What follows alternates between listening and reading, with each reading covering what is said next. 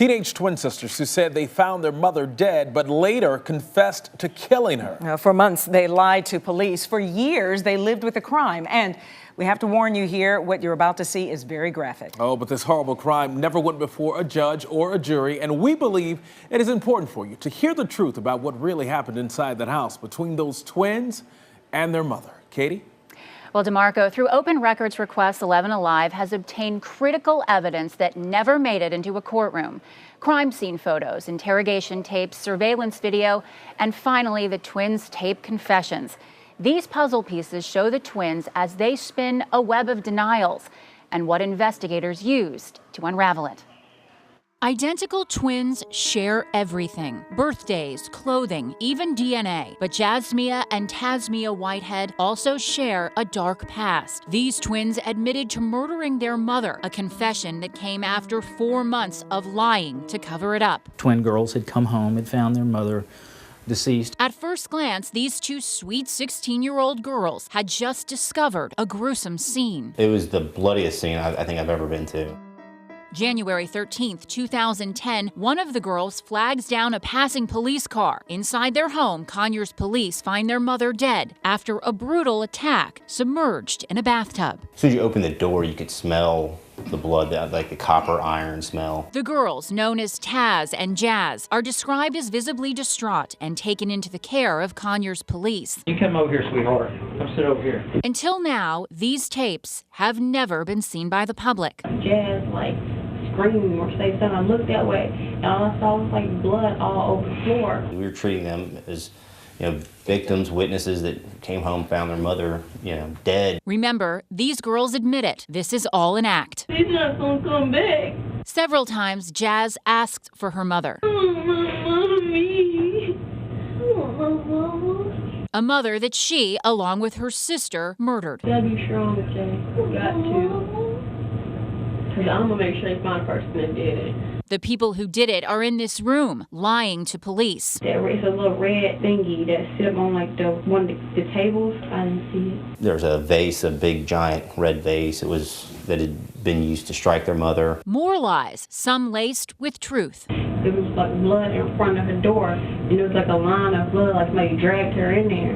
Because I thought, how the lines out on TV? That's true. Nikki Whitehead's lifeless body was dragged to the bathtub. And there were drag marks that went from the living room into the master bedroom into the master bathroom. Listen as Jazz actually admits to touching her mother's dead body. I went to her room, and I seen the blood all in there on the floor. And I went in there and I seen her and I touched her. Later, police would learn she not only touched her, she cut her, bit her, and along with her sister, nearly severed her mother's spinal cord. That night, we started to have suspicions. There's just something didn't add up. Something didn't seem right. You didn't see her at all this morning when you left to go to school? Because she locked her door, because she got a lock that you have to have a key to. Okay. And she locked her door at night. More answers brought more questions. What time did y'all leave the house? We missed the bus, so we had to walk.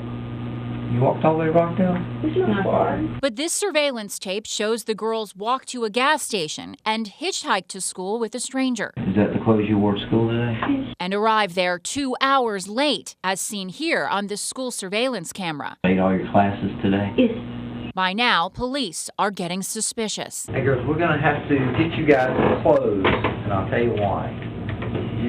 You were in the crime scene. The girls have had a history of domestic troubles with their mother for years. It's evident by this handwritten letter recovered by police at the scene. It was sent from Jazz to her boyfriend. She says, "I just hate living here, being with her." Tell her you hate her and stuff. When she was dead and she really did die. I told her that plenty of times and she never died. Presumably to hide their injuries, both girls wear gloves indoors, but police quickly noticed and asked that they be taken off. Let me see your hands and your arms. What happened here? I got into a fight. Did you get in a fight with her?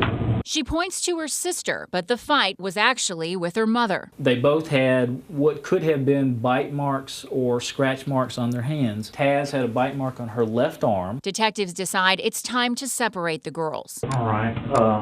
Taz, I want you to come out here and sit with them for a minute. I want to talk to your sister. Why y'all gonna separate us? because we need to talk to y'all separate. I know it sounds mean, but it's really not. Police will now compare stories, and unlike the twins, they're far from identical. Now, tomorrow night, we're going to pick up with this story right where we left off. Police start to look at the girls as suspects and apply pressure that ultimately leads to on-camera confessions. We have those tapes as well. I tell you, it is absolutely chilling watching that video, especially when you know that they're lying. Right, it is. And when you see the confessions, it's even more dramatic how different the stories are at the beginning and the end. So it really is the complete story, getting all of this evidence. And pick up the story again tomorrow. And I've been live chatting with folks about the story. You can go to 11alive.com, and I'm going to be live chatting until 11:30 tonight with any questions. Wow. All right, part 2 tomorrow. Can't wait to see it. Thanks, Katie. Thank you. What a story.